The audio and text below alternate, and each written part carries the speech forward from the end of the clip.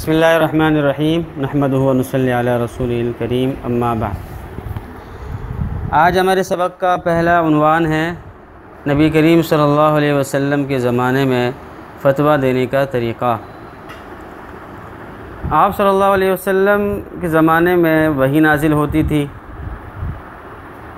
हुसूल इल्म के कुछ ज़राए हैं। एक तो किसी सही ख़बर देने वाली की, सच्चे आदमी की ख़बर, उससे हमें इल्म हासिल होता है। कभी मुशाहिदे से, तजर्बे से हासिल होता है, कभी हवा से खमसा से सूंघ कर, चख कर, देख कर हासिल होता है, और अक़ली बातों में, अक़ली उमूर में अक़ल से हासिल होता है। और इन सब से बड़ा जो ज़रिया है वो है वही। तो आप सल्लल्लाहु अलैहि वसल्लम जो बात फरमाया करते थे, जो फ़तवा दिया करते थे, वो सबसे बड़ा जो ज़रिया है इल्म के हुसूल का, वही उसके ज़रिए से फ़तवा दिया करते थे। कभी कभी इज्तिहाद से भी काम लिया है, और लेकिन ज़ाहिर है आप सल्लल्लाहु अलैहि वसल्लम का इज्तिहाद वो सबसे आला इज्तिहाद है। जबकि जो मुज्तहिदीन हैं या आम उलमा हैं, एक तो उनके ऊपर वही नाजिल नहीं होती, और बल्कि वो अक़ल से और क़ियास से काम लेते हैं। और दूसरा ये है कि वो ज़ाहिर है आप सल्लल्लाहु अलैहि वसल्लम के मकाम को नहीं पहुँच सकते।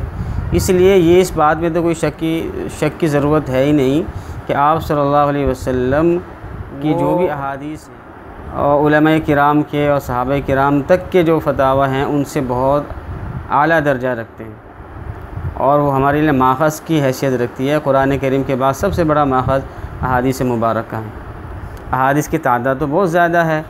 कंज़ुल उम्माल में 40,000 से भी ज़्यादा हदीसें हैं, और सही हदीसों की तादाद कितनी है वो तो बाद हज़रात फरमाते हैं कि 10,000 से ज़ायद हदीसें सही हैं, लेकिन वल्लाहु आलम उससे ज़्यादा भी हदीसें सही हो सकती हैं। उनमें से जो अहकाम की हदीसें हैं, अहकाम की हदीसें जो, जैसे मैंने पिछले मरतबा भी अर्ज़ किया था, इलाउस सुनन में 6,000 से ज़्यादा हदीसें हैं।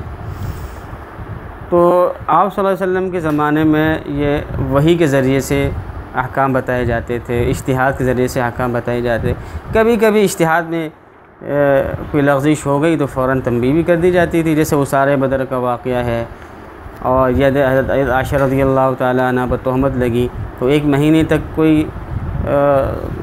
हल नहीं हो रहा मसला, लेकिन 1 महीने के बाद वो वही नाजिल हो रही है और बताया जा रहा है कि कौन सही है कौन गलत है। इसके अलावा आप सल्लल्लाहु अलैहि वसल्लम ने एक बहुत बड़ा काम ये किया, जैसे हर एक लीडर करता है, कि अपने ज़िंदगी में अपने नाइबीन तैयार किए, जो मसलन ऐसे हज़रात तैयार किए जो आपके बाद फ़तवा दे सकें, क़ज़ा का काम कर सकें। हज़रत उमर रज़ियल्लाहु ताला अन्हु को कभी इरशाद फरमाया कि इक़्ज़ी बैनहुमा, जाओ फ़लाने 2 आदमियों के दरमियान फ़ैसला करो। कभी हज़रत माक़िल मुज़नी को फरमाया कि जाओ फ़ैसला करो।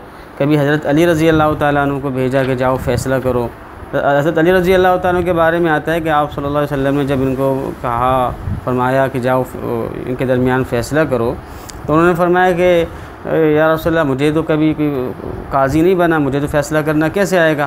तो आप सल्लल्लाहु अलैहि वसल्लम ने उनके लिए दुआ फरमाई, और साथ में ये कहा, गुर बता दिया क़ज़ा का और फ़तवा देने का, कि कभी भी किसी एक फ़रीक़ के मौक़िफ़ को सुनकर फ़तवा का फ़ैसला ना करना। जब तक दोनों फ़रीक़ों की बात तुम ना सुन लो, उस वक़्त तक तुम फ़ैसला ना करना। तो हज़रत अली फरमाते कि मैंने इस चीज़ को, इस नसीहत को इस तरीके से पल्ले से बांधा कि फिर बाद में कभी भी मुझे कोई परेशानी नहीं हुई, और हर मसला मैंने आराम से हल कर लिया। तो आप सल्लल्लाहु अलैहि वसल्लम के ज़माने में ज़ाहिर है कुरान करीम की हैसियत है, बल्कि ख़ुद आप सल्लल्लाहु अलैहि वसल्लम ने फरमाया कि हदीस में कि पहले मेरी बातों को कुरान करीम पर पेश किया करो, और जो बात है कुरान करीम के मुताबिक उसको ले लिया करो। तो पहले कुरान है और उसके बाद हदीस है।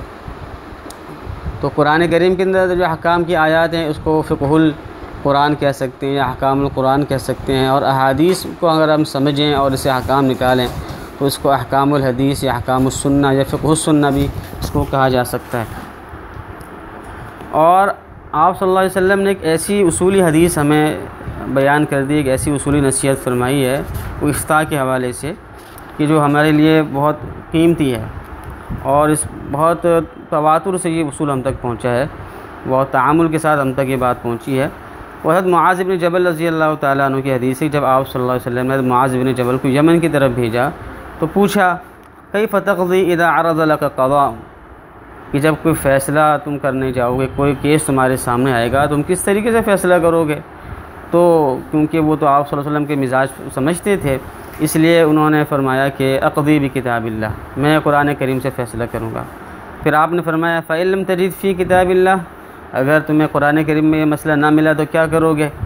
तो उन्होंने अर्ज़ किया फ़बि सुन्नति रसूलिल्लाह, कि या रसूलल्लाह मैं आपकी सुन्नत से, जो मुझे आपकी सुन्नत और आपकी हदीसें जो मुझे मालूम है उसके ज़रिए से मैं फ़ैसला करूँगा।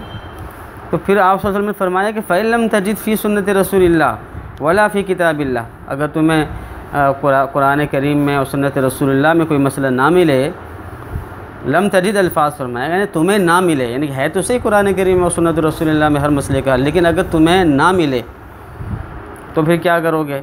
फरमाया इन्होंने कि अज्तहिदु रअयी वला आलू, मैं इज्तिहाद करने में कोई कसर नहीं छोड़ूंगा, मुकम्मल पूरी कोशिश सर्फ कर दूंगा, पूरी जान खपा दूंगा इस मसले को हल करने में।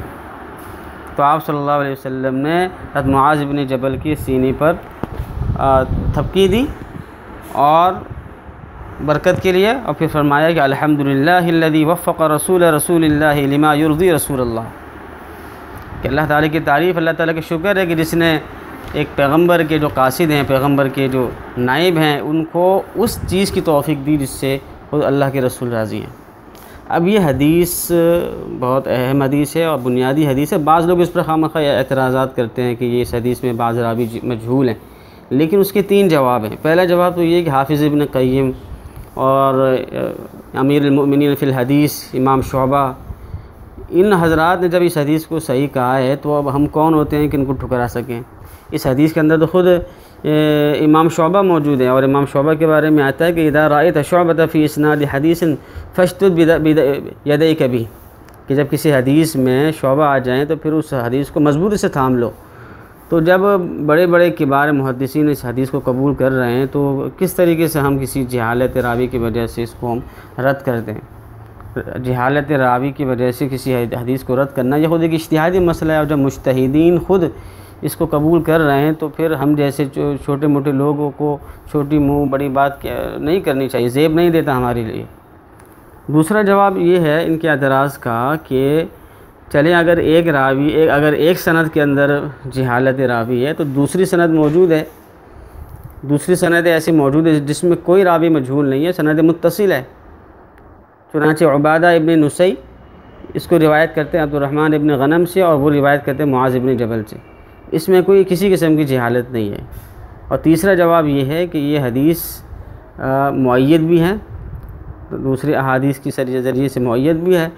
और जैसे कि हदीस में आता है इज़ा हकमल हाकिमु फज्तहद सुम्मा असाब फलहु अजरान व इज़ा हकम फज्तहद सुम्मा अख्ता फलहु अजरुन, कि अगर कोई एक हाकिम या मुज्तहिद आलिम वो फ़ैसला करे और उसमें इज्तिहाद करे और सही इज्तिहाद करे तो 2 अजर हैं, और अगर उससे गलती हो जाए तो 1 अजर है। तो इस हदीस से इसकी तायद भी होती है। और चौथा और जो सबसे आखिरी और सबसे अहम जवाब है जिसमें मैंने अर्ज़ किया है कि इस पर तामुल है और ये हदीस हम तक पहुँची है, लिहाजा इन एतराज़ात की कोई अहमियत नहीं है। ये हदीस बहुत अहमियत की हामिल है और उसूल इफ्ता और आप सल्लल्लाहु अलैहि वसल्लम के जो मिजाज है फतवा देने के हवाले से और सहाबा किराम का जो मिजाज है वो हमें समझ में आता है।